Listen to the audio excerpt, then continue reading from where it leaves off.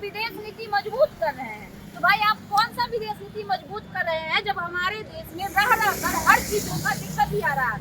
जब कोरोना आ रहा है तो चाइना मना कर दे रहा है दवाई देने से।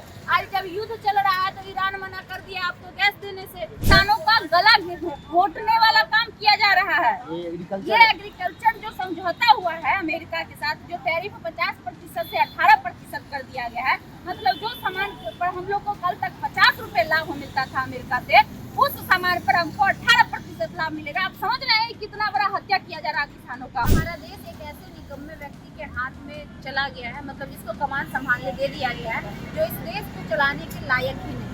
तब आपको ऐसा लगता है भारत के कहने से ईरान मान जाएगा?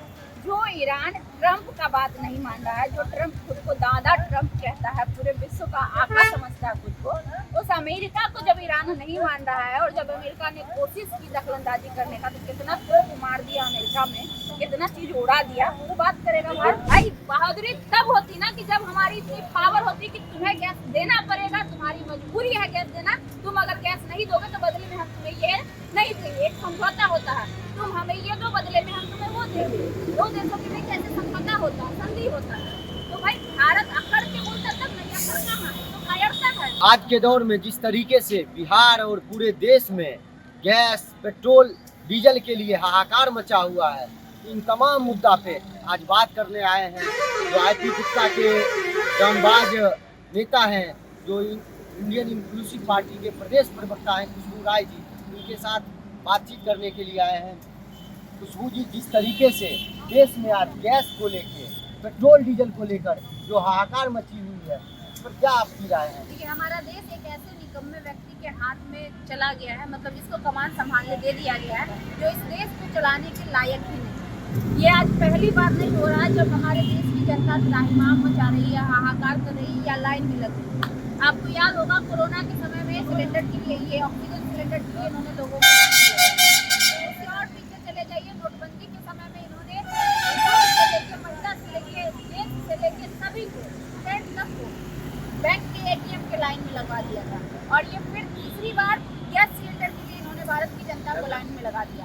अब चौथी बार अब ये पेट्रोल के लिए भारत की जनता को लाइन में लगवा रहे हैं। तो मतलब आप बताइए हमें कि अब ये कैसा प्रधानमंत्री है जिसके देश में हर बार हर चीज की दिक्कत ही आ रही है। एक तरफ ये कह रहे हैं पिछले 10 वर्षों से, 11 वर्षों से कि हम विदेश नीति मजबूत कर रहे हैं। तो भाई आप कौन सा विदेश नीति मजबूत कर रहे हैं जब हमारे देश में रह कर हर चीजों का दिक्कत ही आ रहा है।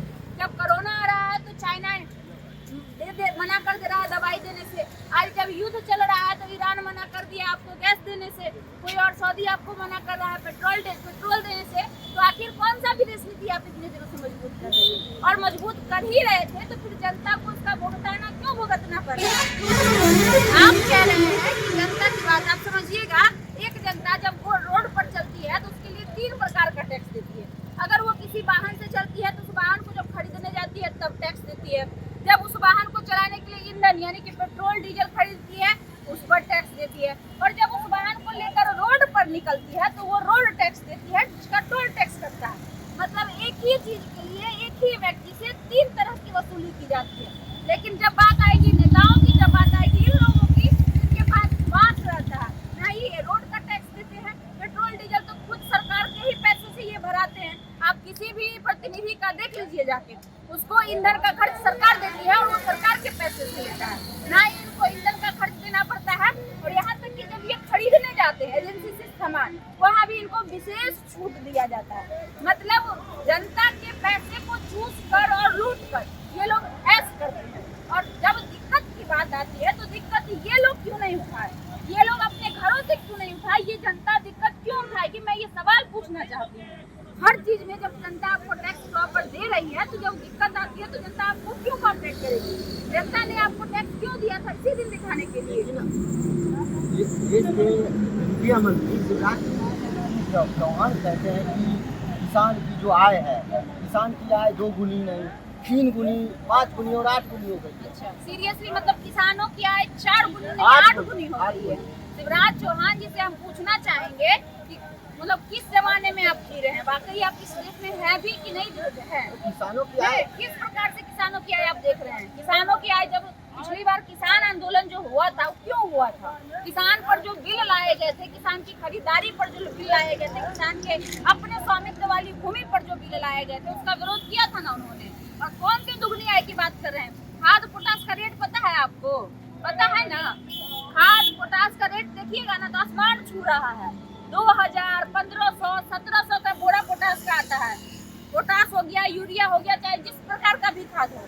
अब दाम 4 गुना कर दे रहे हैं। आप कह रहे हैं कि उनका जो है इनकम दुगना हो रहा है। कैसे दुगना हो रहा है आप हमें बताइए। बीज का रेट देख लीजिए।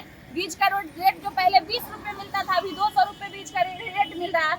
मतलब आपने सामान के दाम जो बीज से लेकर खाद तक के दाम बढ़ा दिए और आप कह रहे हैं आज दुगना होगा। आज जब देश में आपत्ति आ रही है, विपदा आ रही है, चाहे कोई प्राकृतिक चीजें हो रही है, आपदा हो रही है, तो किसानों को कितना अनुदान मिलता है पता है ना आपको? किसानों को प्रति एकड़ 300 या 500 रुपए अनुदान मिलता है। वही जब आप विदेश में जाएंगे, किसी अन्य राज्यों का देश का उठाकर आप देख लीजिए, उन्हें 100% अनुदान मिलता है। कितना? 100%। मतलब जितना आपका लागत है ना, तो अभी एग्रीकल्चर डील भी तो अमेरिका के साथ हुआ है ना। तो उससे किसानों को क्या फायदा है? यहाँ तक कि किसानों का गला घोटने वाला काम किया जा रहा है। ये एग्रीकल्चर जो समझौता हुआ है अमेरिका के साथ, जो टैरिफ 50% से 18% कर दिया गया है, मतलब जो सामान पर हम लोग को कल तक 50 रुपए लाभ मिलता था अमेरिका से, उस सामान पर हमको 18% लाभ मिलेगा। आप समझ रहे हैं कितना बड़ा हत्या किया जा रहा है किसानों का?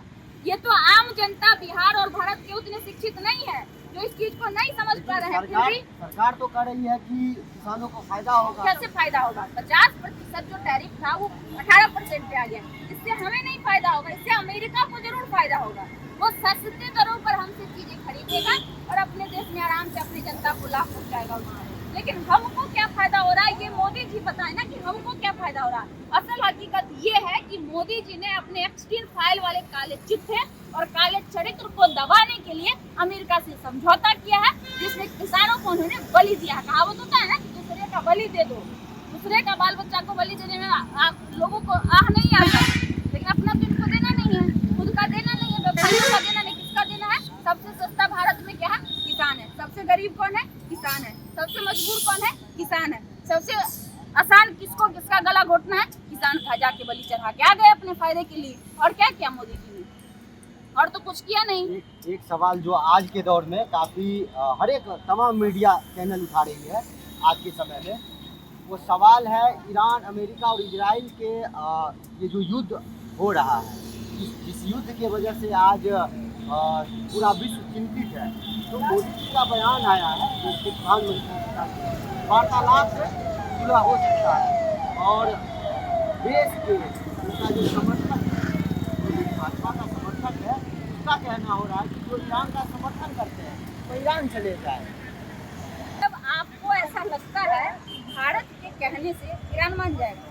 जो ईरान ट्रंप का बात नहीं मान रहा है, जो ट्रंप खुद को दादा ट्रंप कहता है, पूरे विश्व का आका समझता है खुद को, उस अमेरिका को जब ईरान नहीं मान रहा है और जब अमेरिका ने कोशिश की दखलंदाजी करने का, तो कितना तोप मार दिया अमेरिका में, कितना चीज उड़ा दिया, वो बात करेगा भारत। नरेंद्र मोदी जी के कहने से क्या ईरान दे रहा है ना भारत।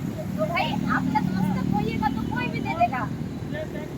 उसके लिए आप नतमस्तक हुए ना, उसके लिए आपने सिफारिश लगाई अमेरिका से, थोड़ा सा मेरे लिए पहल कर दीजिए। ईरान जैसा आपको बोला था ना, ईरान की भारत का जो रवैया है वो सॉफ्ट है, अच्छा है, इसलिए हम लोग कुछ दिन तक क्या है कि गैस उसको दे रहे हैं। ये बहादुरी थोड़ी ना हुई, तो कायरता हुआ।